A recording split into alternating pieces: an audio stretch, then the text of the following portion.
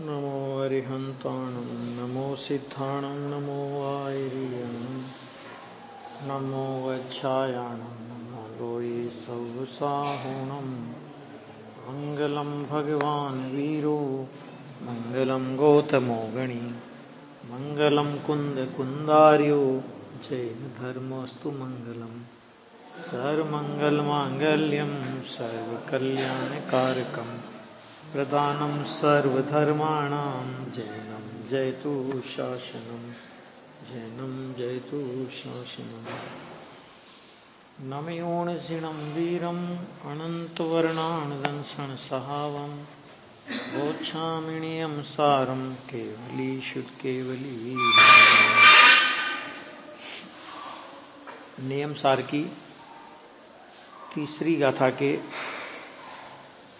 संदर्भ में जो दो प्रमाण दिए थे, गाथा 320 का प्रमाण है एक द्रव्य संग्रह के 13 नंबर की गाथा का प्रमाण है। वो 13 नंबर की गाथा की चर्चा कल हो गई थी।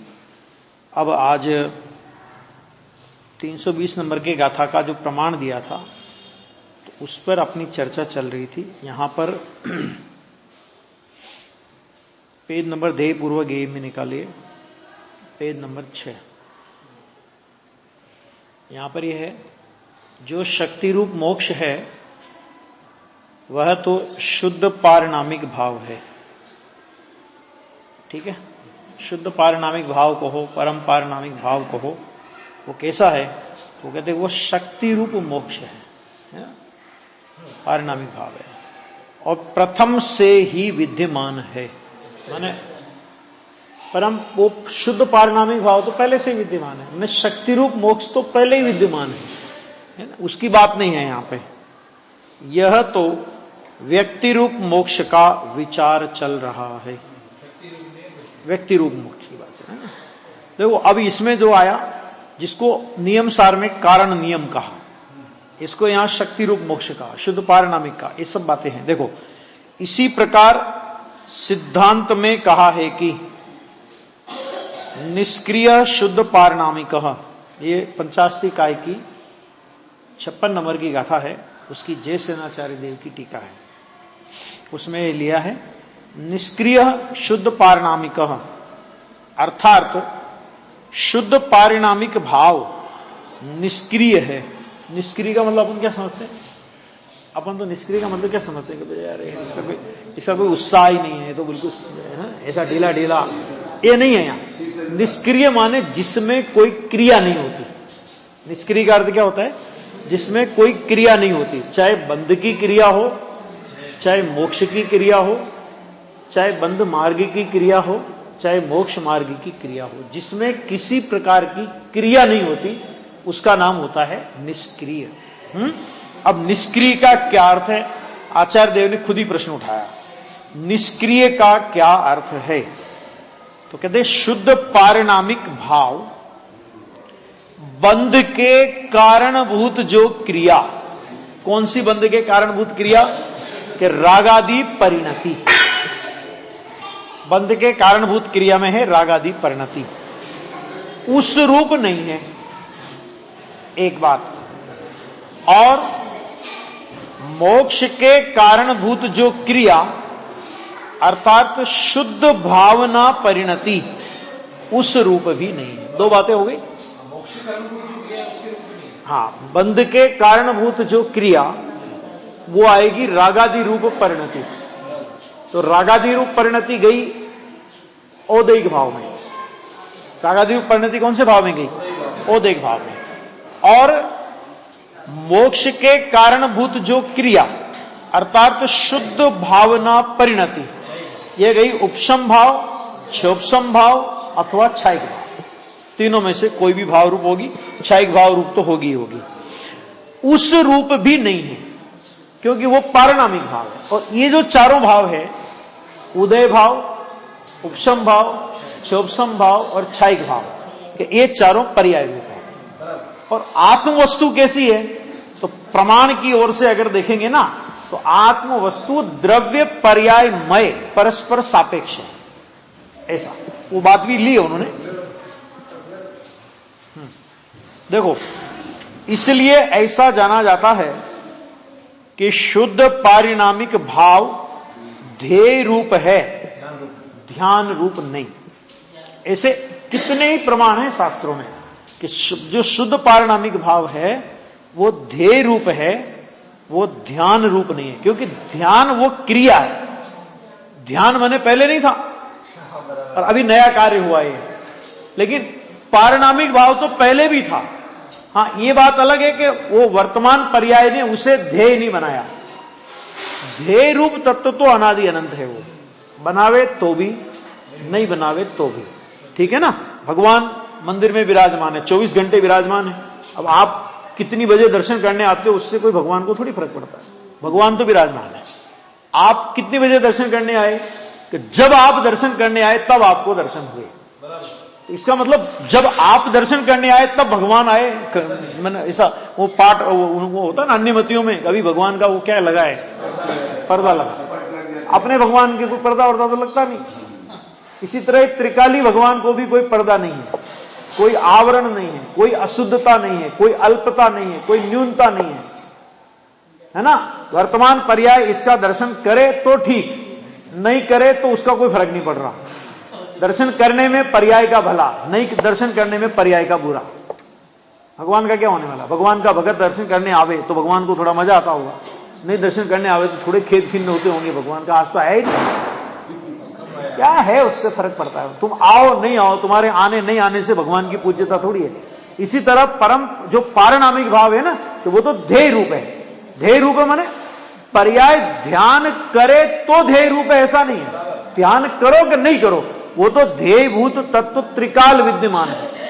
जिस समय पर्याय उसके सन्मुख होवे उस समय वो हो सकती है, उसका दर्शन ले सकती है।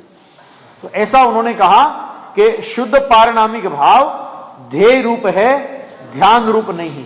क्यों नहीं है साहब? ध्येय रूप है क्यों है, ध्यान रूप नहीं है तो क्यों नहीं है का तो निषेध करेगा ही नहीं। पारिणामिक भाव ध्येय रूप है, ठीक है, ध्यान रूप नहीं है। तो शिष्य ने तुरंत प्रश्न खड़ा किया, आचार्य ने खुद प्रश्न खड़ा किया शिष्य की ओर से, किस लिए मैंने ध्यान रूप क्यों नहीं है, क्या तकलीफ है तुमको? क्योंकि ध्यान विनश्वर है और शुद्ध पारिणामिक भाव तो अविनाशी है।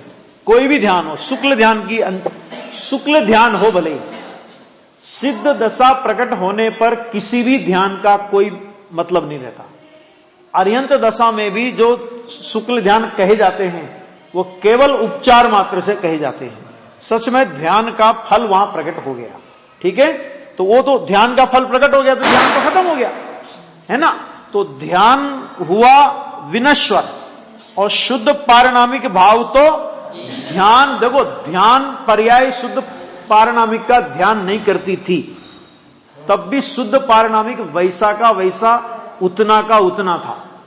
जिस समय पर्याय ने शुद्ध पारिणामिक भाव का ध्यान किया तो शुद्ध पारिणामिक भाव में कुछ विशेषता आई, कुछ चमक आई, ऐसा कुछ नहीं, वो तो जैसा है वैसा है। और ध्यान पर्याय का नाश हो गया और ध्यान का फल अनंत और सिद्ध दशा प्रकट हो गई, तो भी पारिणामिक भाव तो जैसा था वैसा का वैसा अभी है। जो निगोद में था वही पारिणामिक भाव स्वभाव, शुद्ध स्वभाव, वो सिद्ध दशा में भी है। निगोद में जो पारिणामिक भाव था ना, निगोद की दशा के काल में जो पारिणामिक भाव था, सिद्ध दशा के काल में जो पारिणामिक भाव है, उन दोनों पारिणामिक भाव में कुछ अंतर है। उस समय के पारिणामिक भाव में और इस समय के पारिणामिक भाव में अंतर तो तब हो कि जब उसमें कोई क्रिया होती हो। समझ में आ गया कि नहीं आ गया? अंतर कब हो सकता है कि अंतर तब होगा कि जब उसमें कुछ क्रिया हो। वो पहले कह दिया ना कि ना तो उसमें बंध की क्रिया होती है, अर्थात रागादि परिणति नहीं होती, और ना उसमें मोक्ष की क्रिया होती है, अर्थात ध्यान की क्रिया नहीं होती। क्यों नहीं होती? क्योंकि जो बंधे वो छूटे, जो बंधा ही नहीं कभी अनादि अनंत मुक्त है। देखा ना, शक्ति रूप मोक्ष प्रथम से ही विद्यमान है, ये कहा ना यहां पे। तो जो शक्ति रूप मोक्ष स्वरूप है, तो उसका कौन सा मोक्ष करना चाहते हो तुम, ये बताओ पहले तो। नरेंद्र जी समझ में आ रहा है कि नहीं? मोक्ष स्वरूप है तो उसका कौन सा मोक्ष, और उसको मोक्ष अगर हो जाएगा तो रखेगा क्या मोक्ष को? पारनामिक भाव में मोक्ष को रखने की जगह नहीं। राग की बात तो छोड़ो, क्या कहा? पारनामिक भाव में मोक्ष को रखने की जगह नहीं। और अगर पारनामिक भाव में तुमने मोक्ष को भी घुसाने की कोशिश की तो पारनामिक भाव मर जाएगा अगले समय, एक समय में मर जाएगा वो। मोक्ष को भी पारनामिक भाव में घुसाने की कोशिश पारनामिक भाव की हत्या का प्रयास है। बोलो, अभी राग की तो कौन कहानी करे? आई बात समझ में? ऐसा है तत्व। अभी हैं? हाँ, ये वही है बात। 13 नंबर की गाथा द्रव्य संग्रह और 320 दोनों रेफरेंस दिए ना उन्होंने, से बिल्कुल सेम बात है उनमें। हाँ, वर्ड सेम है। और देखो फिर लिखा, ये कह रहे हैं कि हम ही नहीं कह रहे, कुंद कुंदाचार्य की टीका खुद कर रहे हैं, और योगींद्र देव का फिर उदाहरण दे रहे हैं कि हम नहीं कह रहे, हमारे साथ में अनंत संतों की मंडली है। एक बात समझ लेना, एक ज्ञानी उनके वचनों को अनंत ज्ञानियों का अनुमोदन है, और एक अज्ञानी के वचन में अनंत ज्ञानियों की विराधना है। आ गया? तो ओ योगींद्र देव का उदाहरण दे रहे हैं। श्री योगींद्र देव ने भी कहा है कि ये परमात्म प्रकाश की 68 नंबर की गाथा, न भी उपजई न मरई बंधुण मोक्षु करे, जिण पर मथे जोइया जिणवर एऊ भणे। अब इन्होंने परमात्म प्रकाश वाले का उदाहरण दिया, योगींद्र देव का, और योगींद्र देव कह रहे हम नहीं कह रहे, भगवान जिनेन्द्र ऐसा कह रहे हैं। समझ में आ गया? आया समझ में? क्या कहा? कुंद आचार्य की टीका करी जयसेनाचार्य ने। जयसेनाचार्य ने कहा देखो भैया हम नहीं कह रहे ये बात योगींद्र देव ने भी कही है। और योगींद्र देव कहते हैं भैया ये बात हम नहीं कह रहे हैं, ये बात तीर्थंकर भगवान लाखों करोड़ों देवों की हाजिरी में, गणधर की उपस्थिति में और असंख्यात भव्य जीवों की उपस्थिति में समोसरण में ये बात जिनेन्द्र देव कहते थे। क्या कहते हैं यहां पे? अर्थात हे योगी, योगी किसे कहते हैं? अपने आत्म स्वरूप को, अपने आत्म स्वरूप में अपने उपयोग का जो जुड़ान करे उसका नाम योगी। योगी का मतलब जो अपने आत्म स्वरूप में अपने उपयोग को जोड़ता है। योगी का मतलब होता है जोड़ना। तो क्या जोड़ना? अपने स्वभाव में अपने उपयोग को जोड़ना, उसका नाम है योगी। ठीक है? अब वो योगी चौथे गुणस्थान से लगा करके जब तक अपने उपयोग को जोड़ने की स्थिति रहती है तब तक सब योगी कहलाते हैं। ठीक है? परमार्थ से जीव उपजता भी नहीं और मरता भी नहीं। इसका मतलब क्या है? उपजता भी नहीं। उपजता भी नहीं का मतलब होता है उत्पाद में नहीं आता। शरीर के जन्म मरण की बात नहीं है यहां पे। आ गया? उत्पाद की पर्याय में जीव नहीं आता, अर्थात उपजता नहीं, और मरता भी नहीं, माने वे की पर्याय के साथ में नहीं जीव जाता, अर्थात वे उत्पाद परिणाम हुआ और वे उसका वे हो गया, फिर नया उत्पाद परिणाम हुआ और फिर उसका वे हो गया। फिर इस तरह की संतति अनादि काल से चल रही है, लेकिन ना तो उत्पाद की पर्याय से जीव नया उत्पन्न हुआ और ना तो नाश रूप पर्याय से जीव का नाश हुआ। अगर जीव का ही उत्पाद और नाश होने लगे फिर पर्याय की जरूरत क्या है? नहीं आया समझ में? न्याय समझ में आया? क्या कहा? अगर जीव का द्रव्य रूप से भी उत्पाद और व्यय होने लगे तो फिर पर्याय की जरूरत क्या है? जो काम पर्याय को करना है वो काम द्रव्य कर रहा है, तो फिर दो की जरूरत क्या है? द्रव्य और पर्याय की। फिर अकेला द्रव्य ही कर ले सब काम? ऐसा नहीं होता। उत्पाद व्यय पर्याय में होता है और उसी समय द्रव्य उस उत्पाद व्यय में संलग्न रूप से, धारावाही रूप से,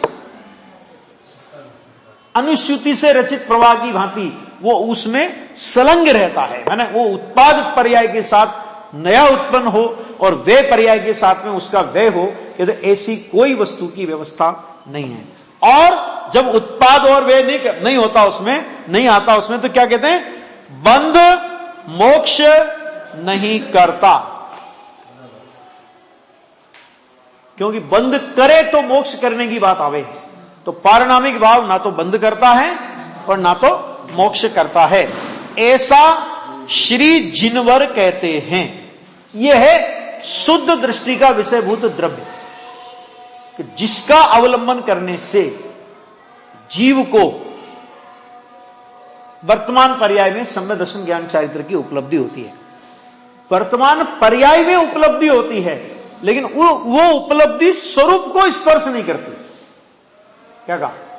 निर्मल पर्याय की उपलब्धि उस पारिणामिक भाव का आश्रय करने पर पर्याय में निर्मल पर्याय सम्यक दर्शन ज्ञान चारित्र की उपलब्धि होती है, लेकिन पर्याय में होने वाली वो निर्मल उपलब्धि अर्थात सम्यक दर्शन ज्ञान चारित्र की परिणति उस त्रिकाली ध्रुव का स्पर्श नहीं करती, क्योंकि त्रिकाली ध्रुव वो पारिणामिक भाव रूप है और जो सम्यक दर्शन ज्ञान चारित्र की पर्याय है वो उपशम, क्षोपशम अथवा तो क्षायिक भाव रूप है ना।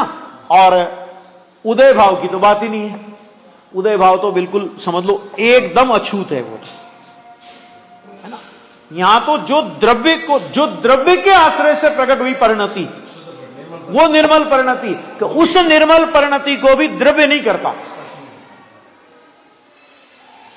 बंध को तो करता ही नहीं, मोक्ष को भी नहीं करता, निर्मल परिणति को भी नहीं करता। क्यों नहीं करता? क्योंकि वो अकर्ता है, निष्क्रिय।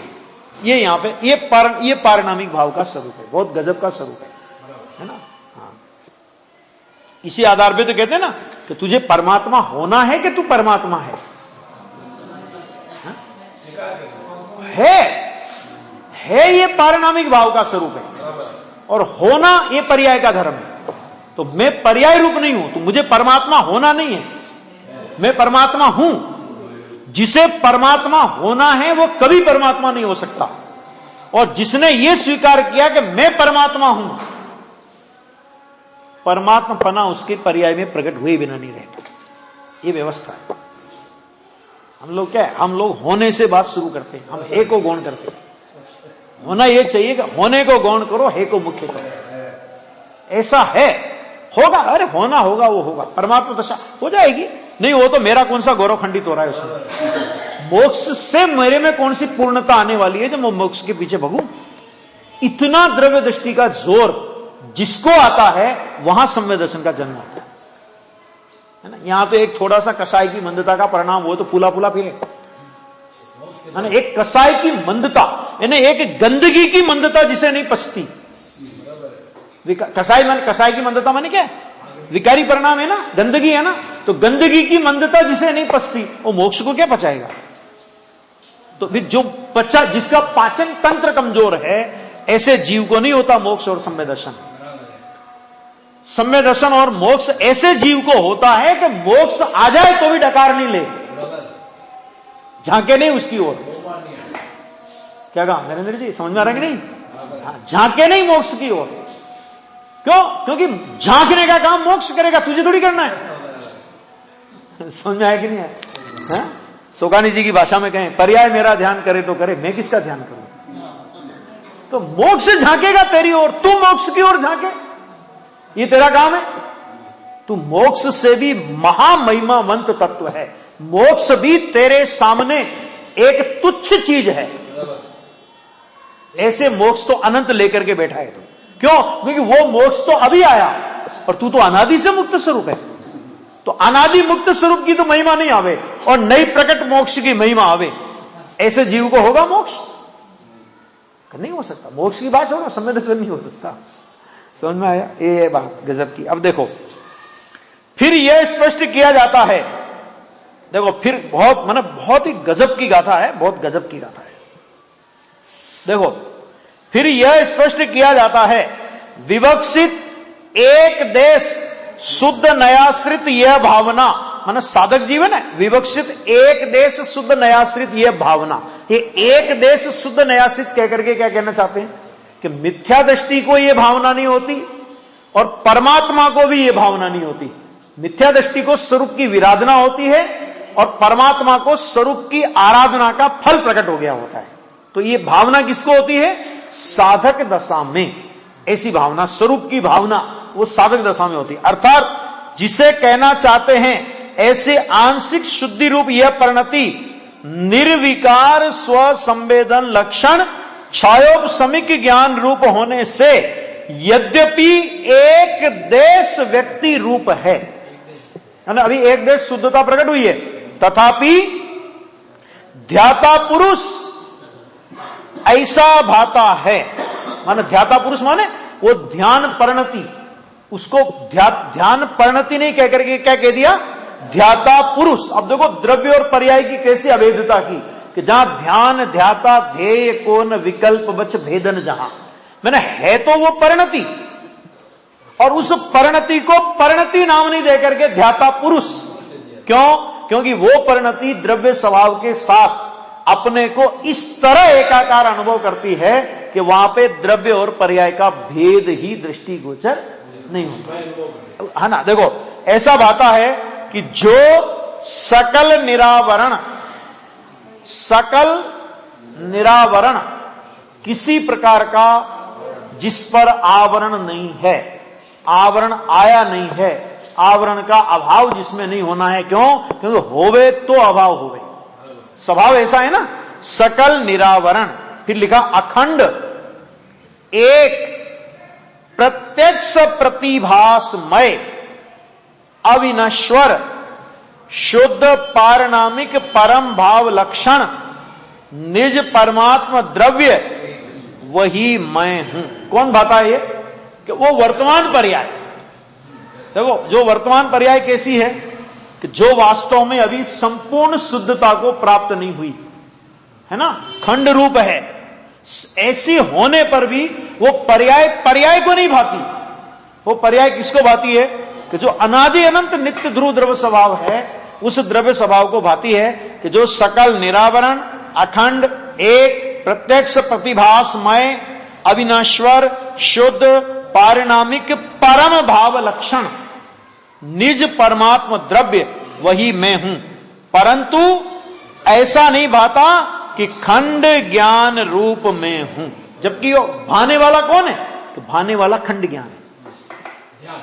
ज्ञान ध्यान वो ज्ञान रूपी होता है ना। तो खंड ज्ञान, भाने वाला कौन है? खंड ज्ञान। लेकिन खंड ज्ञान अपने को खंड ज्ञान रूप नहीं भाता,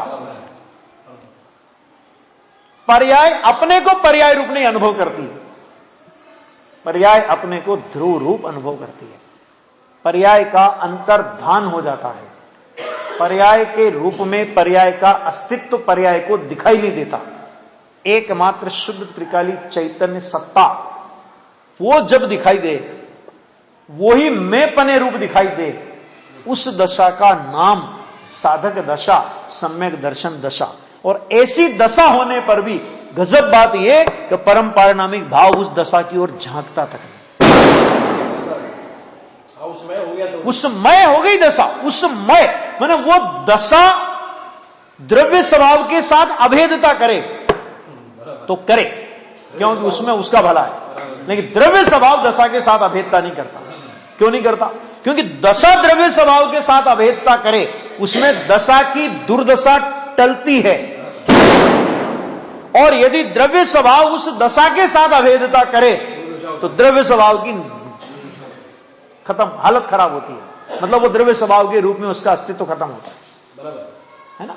द्रव्य स्वभाव उसका अवलंबन नहीं करता, पर्याय उसका द्रव्य स्वभाव का अवलंबन करे तो करे। ये कहना है।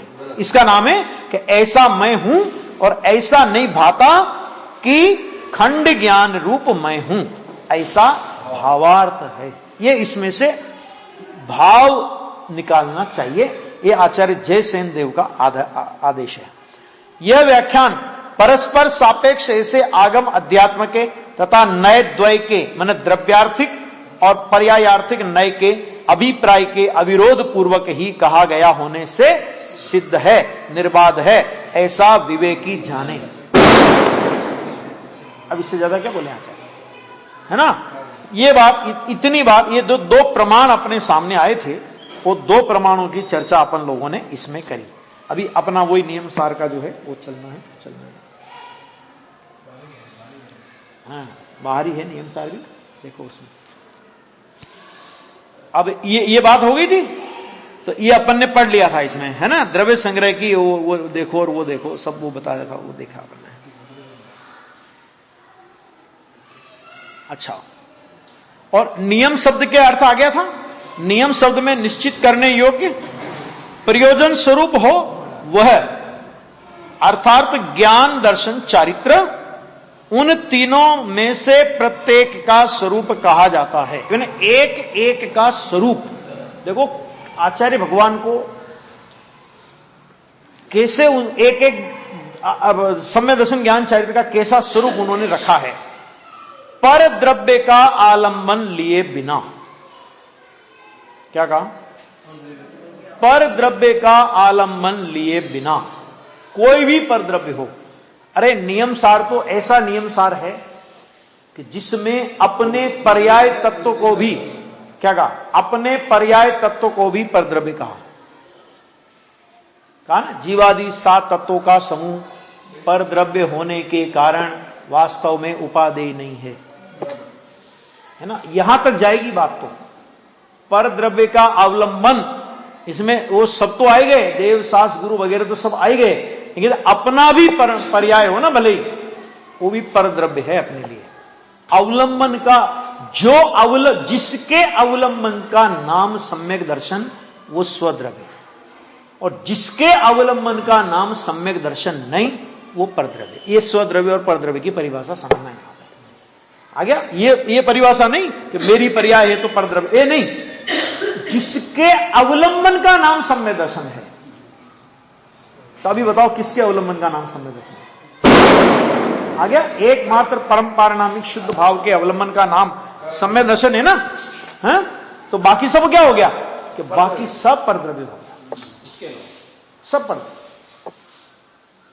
किसी का अवलंबन नहीं। एकमात्र त्रिकाली ध्रुव चैतन्य सत्ता का अवलंबन, और फिर क्या लिया? निशेष रूप से अंतर्मुख योग शक्ति में से।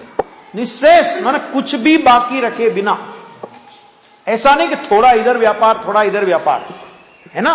ऐसा आधा अधूरा समर्पण स्वभाव के प्रति हो और स्वभाव की उपलब्धि हो जाए, तो इन काल में नहीं है, समझ लेना बहुत अच्छे से।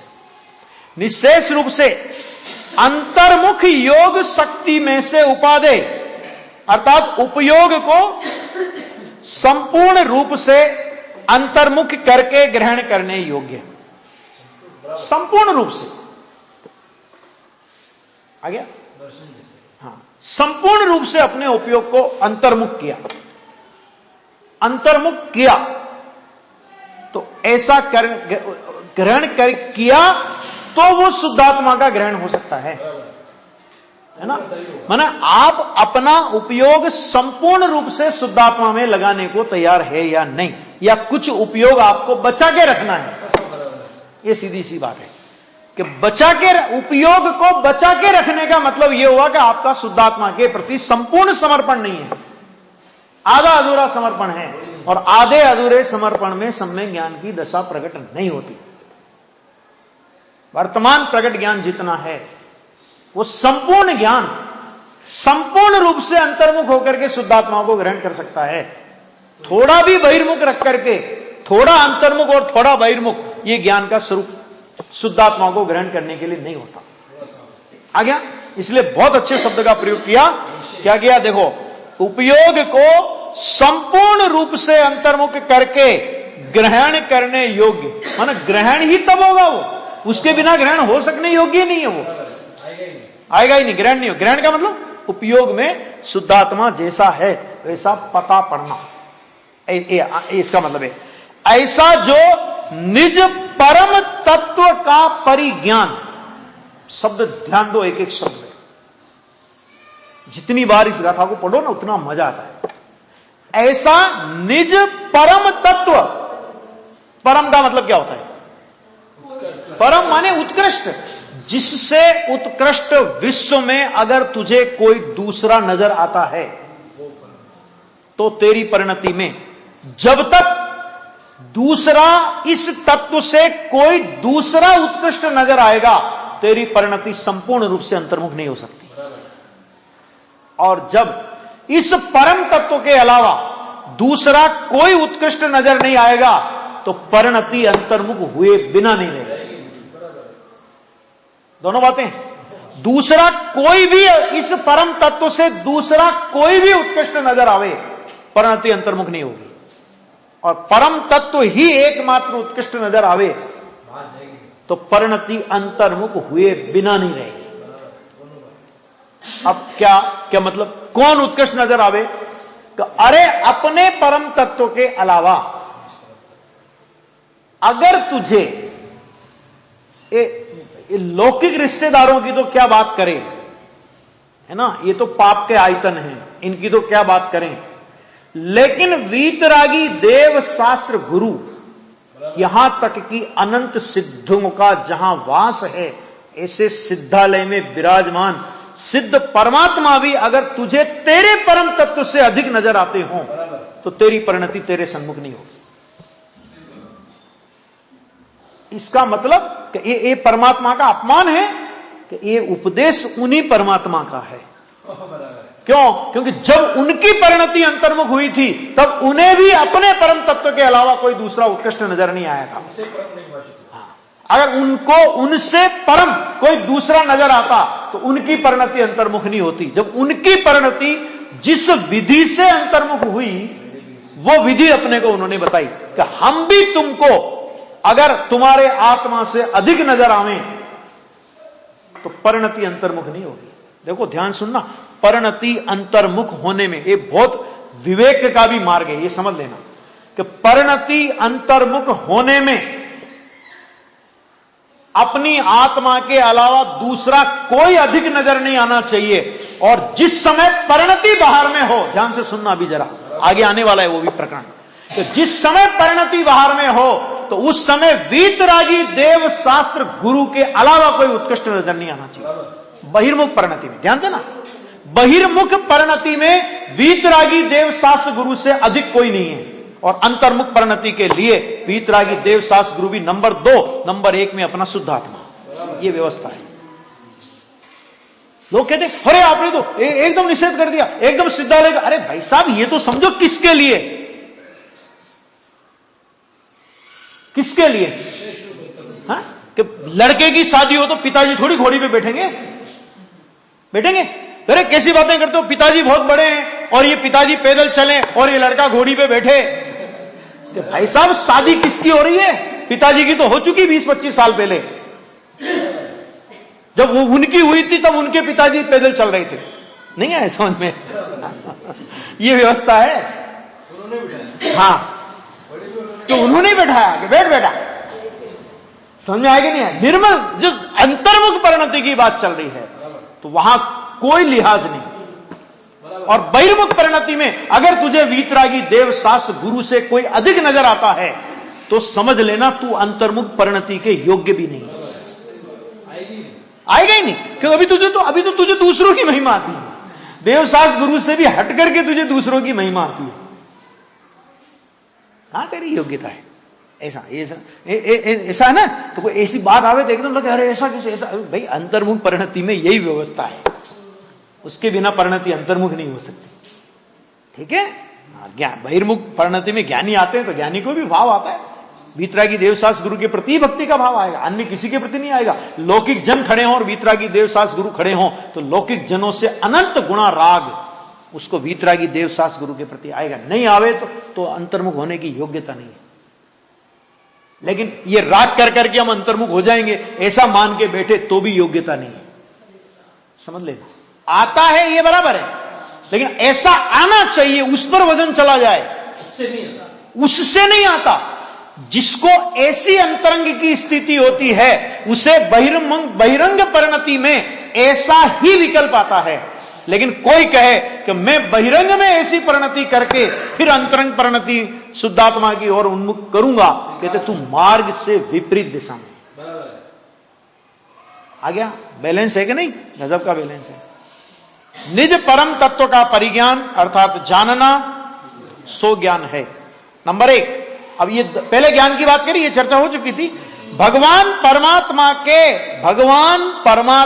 के शब्द देखो आचार्यों के, पहले कहा निज परम तत्व, अब कह रहे हैं भगवान परमात्मा, वो भगवान परमात्मा महावीर स्वामी सिमंदर स्वामी नहीं, ये भगवान परमात्मा जो अंतर में विराजमान है, कि इन भगवान परमात्मा के सुख के अभिलाषी जीव को, जिसे भगवान परमात्मा के सुख की अभिलाषा है, ऐसे जीव को शुद्ध अंत तत्व के विलास का जन्म भूमि स्थान, तो उस शुद्ध अंत तत्व के विलास का जन्म भूमि स्थान कौन है?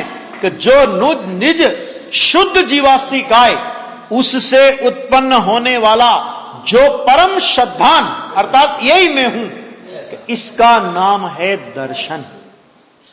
शब्द देखो आचार्य के, वहां से वो है उद्गम स्थल, जन्म स्थल वो है शुद्ध जीवास्तिकाय।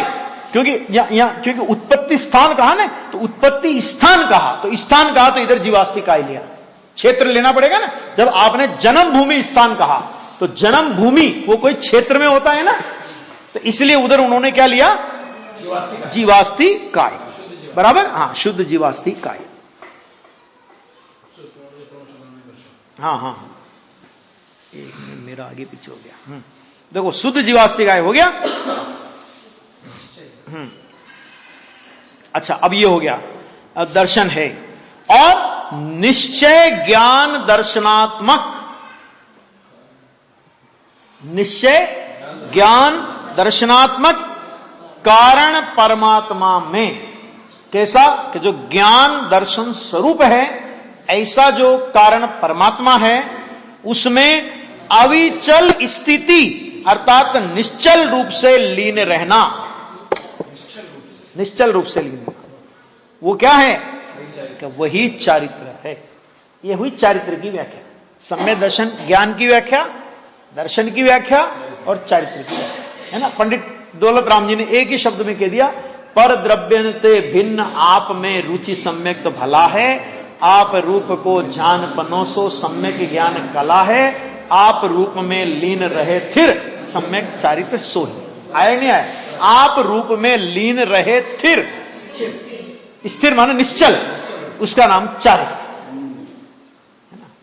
लोगों ने, पंडितों ने लिखा है, अरे पंडितों ने लिखा, एक एक छंद किस गाथा का पद्यानुवाद है वो आप निकाल सकते हो उसमें, है ना। ऐसा यह ज्ञान दर्शन चारित्र स्वरूप नियम निर्वाण का कारण है। क्या कहते हैं? ये जो नियम है, कौन सा?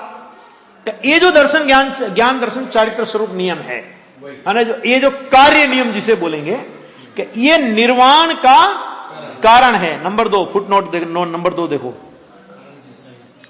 कारण जैसा ही कार्य होता है, इसलिए स्वरूप में स्थिर रहने का अभ्यास ही वास्तव में अनंत काल तक स्वरूप में स्थिर रह जाने का उपाय है।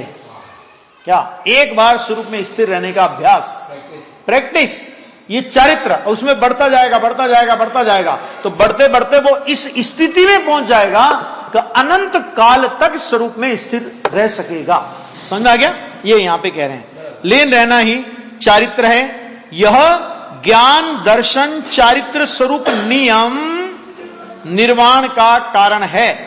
उस नियम शब्द को विपरीत के परिहार हेतु सार शब्द जोड़ा गया है। नंबर 3 फुटनोट, विपरीत माने विरुद्ध, व्यवहार रत्नत्रय रूप विकल्पों को, व्यवहार रत्नत्रय रूप विकल्पों को, पराश्रित भावों को छोड़कर मात्र निर्विकल्प ज्ञान दर्शन चारित्र का ही अर्थात शुद्ध रत्नत्रय का ही स्वीकार करने के हेतु नियम के साथ सार शब्द जोड़ा है। बराबर है? क्यों? क्योंकि जब जब भी ज्ञानी अंतर्मुख होंगे, साधक दशा है ना, तो जब जब भी अंतर्मुख होंगे उस समय जिनसे उनका उपयोग छूटेगा, तो किनसे उनका उपयोग छूटेगा? कि व्यवहार दर्शन ज्ञान और चारित्र के विकल्पों से उनका उपयोग छूटेगा। तो जिनसे उपयोग छूटेगा वो विरुद्ध। क्यों? क्योंकि अगर वो विरुद्ध नहीं होते तो फिर उनसे उपयोग छोड़ने की जरूरत नहीं थी, उनको साथ में लेकर के जाते। तो जहां से उपयोग छूटे वो विरुद्ध, और जिधर उपयोग जुड़े वो अविरुद्ध। प्रकट आ गया ना। तो ये व्यवहार रत्नत्रय का जो विकल्प है वो उस कारण नियम से, कार्य नियम से विपरीत है। विपरीत है माने विरुद्ध है। उसका लक्ष्य छोड़ना, उसके निषेध के लिए यहां पर नियम के साथ में जो सार शब्द का प्रयोग किया है वो व्यवहार रत्नत्रय के विकल्पों के निषेध के लिए किया गया है। ठीक है। मिथ्या दर्शन ज्ञान चारित्र के लिए क्यों नहीं? क्योंकि मिथ्या दर्शन ज्ञान चारित्र मुनिराज की भूमिका में होते ही नहीं, छोड़ना नहीं। इसके बाद ये आ गया। अब इसके बाद बहुत बढ़िया कहा, इस प्रकार मैं विपरीत रहित अर्थात विकल्प रहित अनुत्तम, अनुत्तम का मतलब होता है जिससे उत्तम दूसरा कोई नहीं है, ऐसे रत्नत्रय का आश्रय करके अर्थात रत्नत्रय को प्रकट करके मुक्ति रूपी स्त्री से उत्पन्न अनंग अर्थात अशरीरी अतीन्द्रिय आत्मिक सुख को प्राप्त करता हूं। ये आचार्य, ये टीकाकार मुनिराज कहते हैं। अभी देखो क्या लिखते हैं, अभी ये पता है ना स्वर्ग में जाएंगे, मुक्ति नहीं होगी, और फिर भी क्या लिख रहे हैं कि रत्नत्रय का आश्रय करके, मैंने रत्नत्रय को प्रकट करके मुक्ति रूपी स्त्री से उत्पन्न आत्मिक सुख को प्राप्त करता हूं। तो आचार्य महाराज झूठ बोल रहे हैं ना? नहीं बोल रहे। सत्य महाव्रत के धारी अभी तो स्वर्ग में जाएंगे, कह रहे हैं मुक्ति रूपी सुख को प्राप्त करता हूं। कि भाई साहब आपको पता है जो जितना स्वर्ग का बीच का काल आया है ना, जो बीच का काल आएगा तो उस बीच के काल का और स्वर्ग जिस भाव से मिले उस भाव का उन्होंने पहले से निषेध कर दिया है। कहते उसका तो मुझे प्रत्याख्यान है, आ जाए मजबूरी है, तो उसको गिनते ही नहीं, वो बीच के काल को गिनते ही नहीं, और अपनी संधि सीधी कहां जोड़ते हैं? यहां से सीधे मुक्ति। बीच का काल आएगा उसको गौण कर देते हैं, है ना, इग्नोर कर देते हैं, इसको बोलते हैं अपनी भाषा में। आ गया। और इस तरह वो यहां पर ये बात अपने को इन्होंने कही है ना। अब जो बात आएगी, अब जो चौथी गाथा चलेगी, 3 गाथा ये पूरी हो गई। अब जो चौथी गाथा में आएगा रत्नत्रय के भेद करने के संबंध में, रत्नत्रय के भेद करने के संबंध में और उनके लक्षणों के संबंध में यह कथन है। अभी रत्नत्रय के भेद करेंगे और भेद करके उनके कथन कहेंगे, उनके लक्षण कहेंगे, और उनका लक्षण कहने के संबंध में ये कथन है। गाथा और अन्वयार्थ पढ़ लीजिए, सीधा टीका शुरू करेंगे कल से। नियमम मोक्ष आवो तस् फलम हवदि परमणि वाणम एदेशिम तिन्नम पिय पत्ते परुआ होली। हरिगीत। हे नियम मोक्ष उपाय उसका फल परम निर्वाण है, इन 3 का ही वेद पूर्वक भिन्न भिन्न विधान है। इसमें क्या कह रहे हैं कि रत्नत्रय रूप नियम आ गया। रत्नत्रय रूप नियम मोक्षोपाय, मोक्ष का उपाय है। बराबर। आगे देखो, तस्य फलम, उसका फल परम निर्वाणम भवति, परम निर्वाण है। पुनश्च भेद कथन द्वारा अभेद समझाने के हेतु, भेद कथन के द्वारा अभेद रत्नत्रय को समझाने के लिए क्या करेंगे कि इन तीनों का भेद करके भिन्न भिन्न निरूपण होता है। और वो भिन्न भिन्न निरूपण कैसे होता है ना, वो अपना ये चलेगा। इसमें चौथी गाथा टीका के अंदर इसका विवेचन आएगा, फिर 5वीं गाथा में भी ये थोड़ा विषय आएगा, फिर आप्त वगैरह का स्वरूप आएगा। बहुत अच्छी गाथाएं आने वाली हैं।